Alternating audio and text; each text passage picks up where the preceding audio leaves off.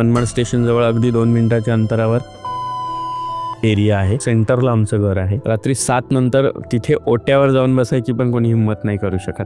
तिथे आईचं जेव्हा देहांत झालं 2011 मध्ये, अचानक रात्री 2-2:15च्या वेळेला सर्व घरभर घुंगरांचा चालायचा पळायचा आवाज यायला लागला. माझी आई मोठ्या मोठ्या पट्ट्या घालायची. सगळे जेव्हा एकत्र होऊन पाहतोय आम्ही, तर आम्ही खाली आलो की पट्ट्यांचा आवाज वरती जायचा घुंगरांचा, आम्ही वरती गेलो की घुंगरांचा आवाज खाली यायचा. सो मला माझ्या आईने साक्षात येऊन सांगितलं की तुम्ही असं काही पर्सनल हॉरर एक्सपिरियन्स अनुभवले? हो, माझ्या आईच्या बाबतीत. बरं. म्हणजे सुरुवात घरापासूनच आहे. आजही मी बऱ्याच ठिकाणी सांगते आणि माझ्या आईला जाऊन 15 वर्ष झाली, पण आजही 15 वर्षात 15 वेळा माझ्या आईला पाहिलं असेल. घरामध्ये माझा लहान भाऊ, त्याच्यापेक्षा एक लहान, म्हणजे 2 भाऊ आणि मी, असं आम्ही एका घरात राहिलो. एक भोतिया टाईपमध्ये घर होतं आमचं, म्हणजे व्हाईट कलरचा बंगला मोठा, आणि घरामध्ये एक 7-8 रूम आणि मोठा हॉल, गुंठाभर हॉल बनवलेला आणि खूप उंच असा हॉल. आणि त्या घरामध्ये जर छोटीशी पिन पडली तरी आवाज येणारी अशी ती वास्तू आहे. तिथे आईचं जेव्हा देहांत झालं 2011 मध्ये संक्रांतीच्या दिवशी पहाटे, त्यानंतर एक वर्षभरातच सगळ्यात लहान भाऊ होता, त्या सगळ्यात लहान भावाचं लग्न करून दिलं गेलं, जी आईची इच्छा होती आणि त्या इच्छेप्रमाणे ती लग्न करून दिलं. जेव्हा त्याची मिसेस प्रेग्नेंट होती, एक लग्नाच्या 6 महिन्यानंतर ती प्रेग्नेंट होती, आणि त्यावेळी अचानक रात्री संपूर्ण अंधार आहे, सर्व आपापले झोपलेले आहेत आणि सर्वजण झोपेमध्ये आपल्या स्वप्नांमध्ये होते. पण अचानक एक दरवाजा वाजतो, प्रॉपर नॉक होतं. कुणालाच ऐकू येत नाही, पण माझी जी भाऊजाई आहे जयश्री, लहान भावाची बायको, तिला ते ऐकू येतं. ती उठते, मेन डोअर ओपन करते, तिला आईवडील दिसतात आणि आईवडील तिला सांगतात की आम्हाला भूक लागली आहे. तिच्या डोक्यातच नाही आहे ही गोष्ट, बिकॉज तो त्यावेळेसचा जो एनर्जी फॅक्ट असतो ना, तो एक वेगळा असतो. किचनमध्ये जाते, किचनमध्ये डब्बा काढते पिठाचा, थाळी घेते, त्यामध्ये तांब्यावरून पाणी घेते आणि पीठ मळायला सुरुवात करणार असते. किचनच्या अगदी वरच्या बाजूला माझा बेडरूम, आणि भांड्यांचा आवाज येतोय. तर तो आवाज मला आला, कारण भांड्यांचा आवाज येतोय घरामध्ये. मला असं वाटलं की त्यावेळेला बरेच चोर वगैरे सुटलेले होते, तर मला असं वाटलं की आपल्या घरात कोणी घुसलं असेल, आपण घरामध्ये एवढी माणसं आहोत आणि अचानक कोणी किचनच्या डोअरने तर नाही एंट्री केली, कारण मला भांड्यांचा आवाज येतोय. म्हणून मी दबकतच खाली आले. आल्यानंतर मला मेन डोअर ओपन दिसला म्हटल्यानंतर मी अजून थोडी घाबरली. म्हणजे आत्ता पण अंगावर काटा आला माझ्या, की तो क्षण माझ्यासाठी एवढा भयंकर होता की घरात कोणीतरी सावली तर किचनमध्ये दिसते आहे, भांड्यांचा आवाज पण येतो आहे. इट मीन्स माझ्या मनात भूत नाही, पण माझ्या मनात चोर. मी तिथे जाऊन जेव्हा बघते की कोणीतरी लेडीज तिथे काहीतरी करते, आणि मी लाईट चालू करते, तर ती पीठ काढते आणि पाणी घेणार असते. तर मी तिला जाऊन स्पर्श करते आणि तिला विचारते तू काय करते, तर ती सांगते मम्मी पप्पांसाठी जेवण बनवते. मी तिला विचारते कोणाच्या, तर ती म्हणते तुमच्या. लिटरली मी शॉक होते. तिचे मम्मी पप्पा शिर्डीला असतात, ते एवढ्या रात्री 3 वाजता येणं शक्य नाही आहे. 2 ते 3च्या टायमिंगमध्ये कोण एवढ्या रात्री येऊन जेवण नाही मागणार. तिला मी पुन्हा जोरात हलवते आणि विचारते जयश्री कोणासाठी जेवण बनवते, तर ती सांगते अहो तुमच्या मम्मी पप्पांसाठी. आणि मी तिला फोटो दाखवते समोर आईवडिलांचा, आणि ती जोरात किंचाळून शांत होते आणि तिला बेडरूममध्ये घेऊन गेलं जातं. तर ती माझ्या आईवडिलांना प्रत्यक्ष पाहते, त्यांच्यासाठी स्वयंपाक करायला घेते. प्रेग्नेंट आहे ती. बऱ्याच वेळेला ऐकलं असेल की प्रेग्नेंट लेडीजला त्यांच्या राशीनुसार, आता बघा तिचं नाव जयश्री आणि माझ्या आईचं नाव जिजाबाई. अगेन म्हणजे ती घरातली सून आहे, तिचं नाव जयश्री आहे. आणि तुम्ही आता बघा थोडी थोडी माझ्या आईसारखी चेहऱ्यांची छटा आहे तिची, माझ्या लहान भाऊजाईची. सो आम्ही आत्ता पण तिला पाहिलं की आम्हाला थोडा फील, माझी आई जेव्हा नवीन नवीन लग्न केलं होतं तेव्हा अशी दिसायची, म्हणून आईच्या जुन्या फोटोंप्रमाणे. सो ती त्या दिवसापासून जी आजारी पडली होती, लिटरली ती प्रेग्नेन्सीपर्यंत खूप आजारी होती. म्हणजे आम्हाला तिला खूप ठिकाणी घेऊन फिरावं लागलं होतं, पण ती सहनच नाही करायची. म्हणजे तिला ती भीती तिच्या मनात बसली. शेवटी तिने काय केलं, जेव्हा डिलिव्हरीला गेली त्यानंतर ती पुन्हा त्या घरात आलीच नाही. आता ती मुंबईला शिफ्ट झाले. बरं, तेवढा एक किस्सा झाला असेल तर गोष्ट वेगळी आहे ना.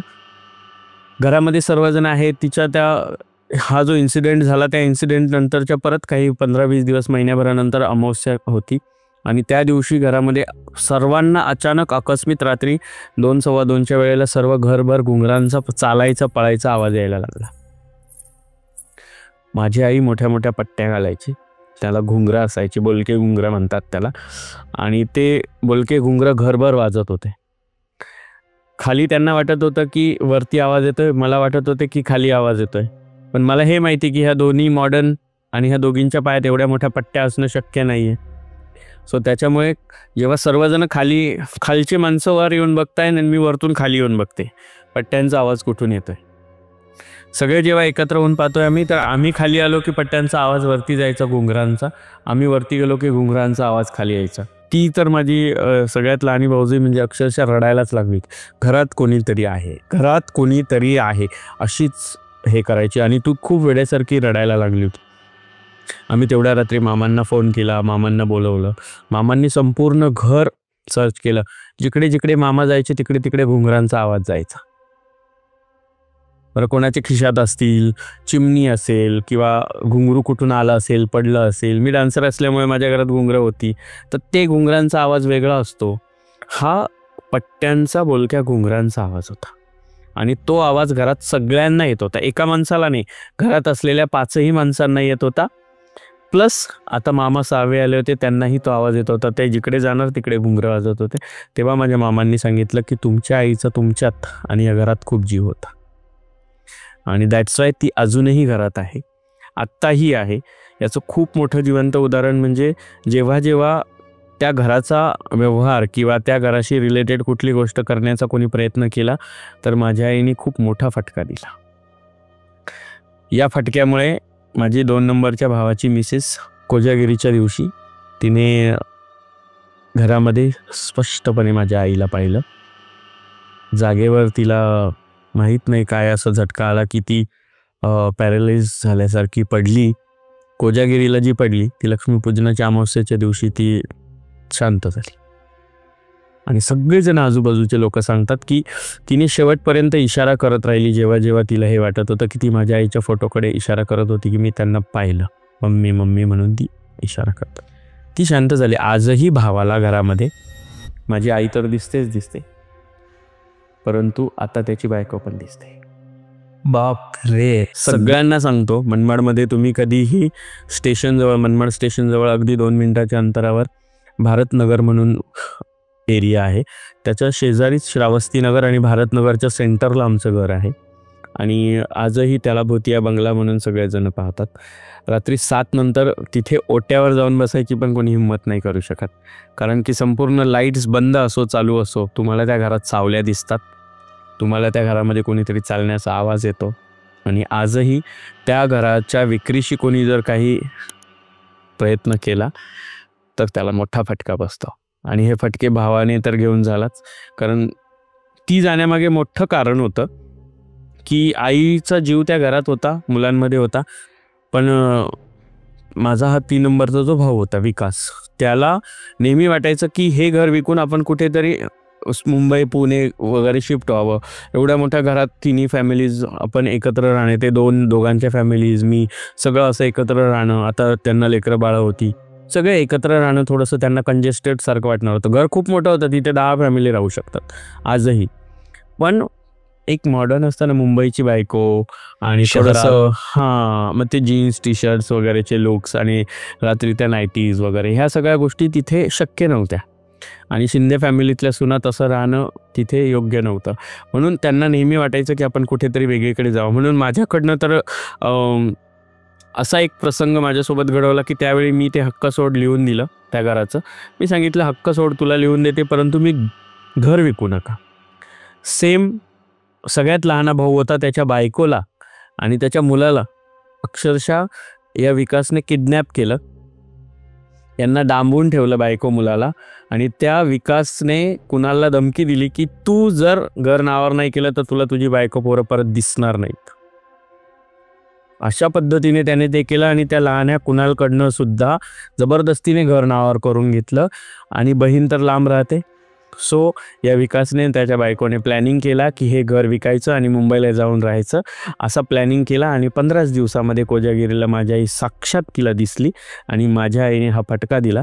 याच्यापेक्षा मोठं रहस्यमय मला काही वाटत नाही, कारण ज्याने ज्याने आत्तापर्यंत घर विकायचा विचार केला त्याच्यासोबत ह्या घटना घडल्या. सो आम्ही तरी विचार नाही करत, पण ती गेल्यानंतर सगळेजण घाबरून होते. तरीही विकास या प्रयत्नात असतो की घर विकावं, घर विकावं, घर विकावं.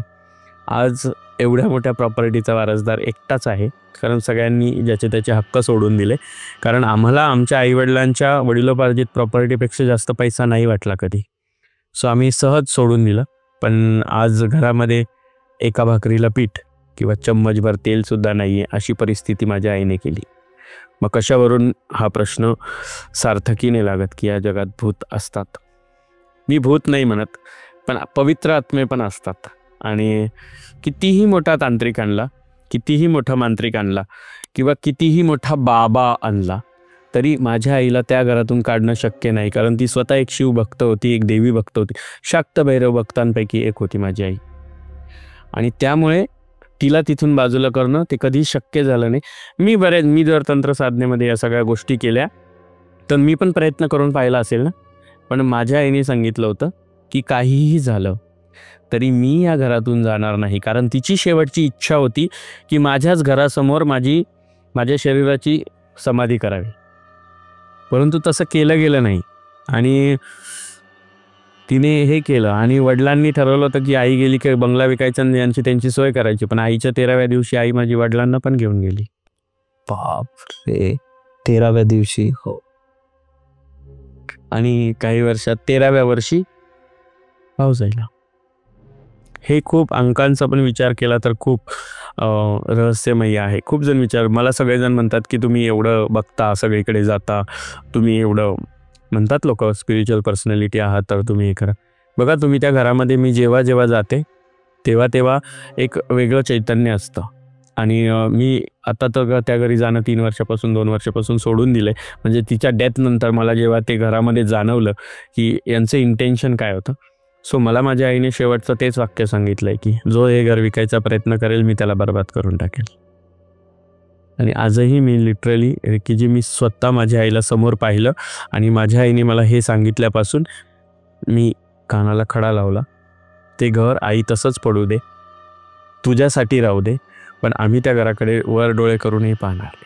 पण आम्हाला एवढं सामर्थ्य दे की आम्ही तसं दुसरं बांधू शकू, तसं घेऊ शकू. आणि तिने तेवढं सामर्थ्य दिलं. आज 4 शहरात स्वतःची 4 घरं असणं म्हणजे ती 4 शहराशिवाय वेगळी गोष्ट आहे.